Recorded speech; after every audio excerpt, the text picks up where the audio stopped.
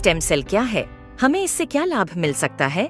आजकल हर दूसरा व्यक्ति किसी न किसी बीमारी से परेशान है।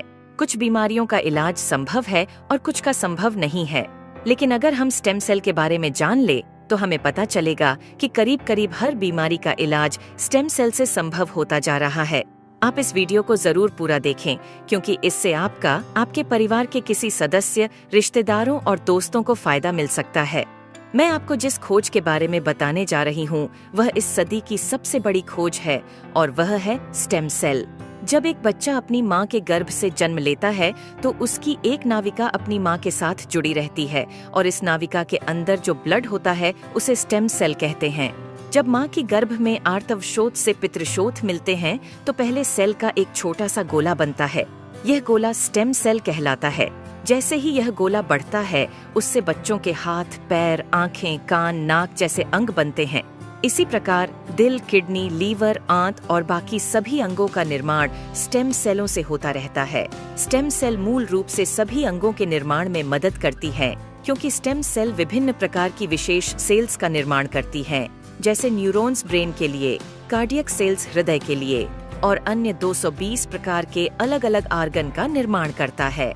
अगर हम इस नाविका और इसके अंदर के ब्लड मतलब स्टेम सेल्स को संभाल कर रखें तो आने वाले 25-30 साल तक बच्चों को गंभीर बीमारियों से बचाया जा सकता है। जब बच्चे को कोई गंभीर रोग हो जाए तो संभाली गई नाविका से स्टेम सेल को निकालकर उनको विशेष सेल्स में परिवर्तित कर बच्चों के शरीर में इंजेक्ट कर दिया जाता है। इससे बच्चों के शरीर के अंदर के संबंधित सेल्स की सभी बीमारियां जड़ से समाप्त की जा सकती हैं। लेकिन इस नाविका को ब्लड बैंक की तरह स्टेम सेल बैंक में संभालने और पुनरारोपण का खर्च लगभग 10 लाख से लेकर 50 लाख तक का होता है, जिसे हर कोई अफोर्ड नहीं कर सकता।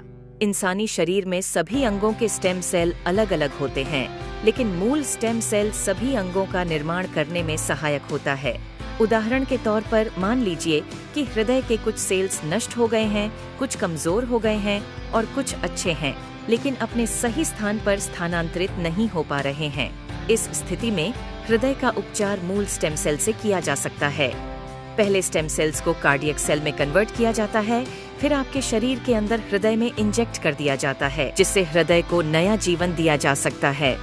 दोस्तों, अब आपको यह समझ आ गया होगा कि स्टेम सेल कितना महत्वपूर्ण है। इसी बात को समझाते हुए भारत के प्रधानमंत्री श्री नरेंद्र मोदी जी ने स्टेम सेल की रिसर्च में काफी दिलचस्पी ली थी। आप गूगल पर सर्च करके देख सकते हैं। और साथियों, जो स्टेम सेल माँ की नाविका के अंदर होते हैं, ठीक वैसे ही कुछ स्टेम सेल फलों में भी पाए गए हैं। यह स्टेम सेल किसी भी इंसान के ऊपर माँ के स्टेम सेल की तरह ही काम करते हैं और इसका प्रयोग करके हम किसी भी बीमारी को नष्ट कर सकते हैं। यह स्टेम सेल स्विट्जरलैंड के एक वैज्ञानिक डॉक्टर फ्रेड जूली ने हरे सेब और लाल अंगूरों के अंदर से खोजेन है, जो स्विट्जरलैंड की विशेष प्रजातियों के अंदर पाए जाते हैं। इन फलों का वनस्पति नाम मतलब सेब को मालिस डोमेस्टिका और अंगूर को सोलर विट्स बोलते हैं। माँ की नाविका से मिलने वाले स्टेम सेल सिर्फ बच्चे और उसके माता पिता के ही काम आ सकते हैं, लेकिन फलों से मिलने वाले स्टेम सेल किसी भी इंसान के ऊपर माँ के एम्ब्रोनिक स्टेम सेल की तरह ही काम करते हैं, क्योंकि यह इंसानी स्टेम सेल की तरह प्रोग्राम्ड सेल नहीं होते।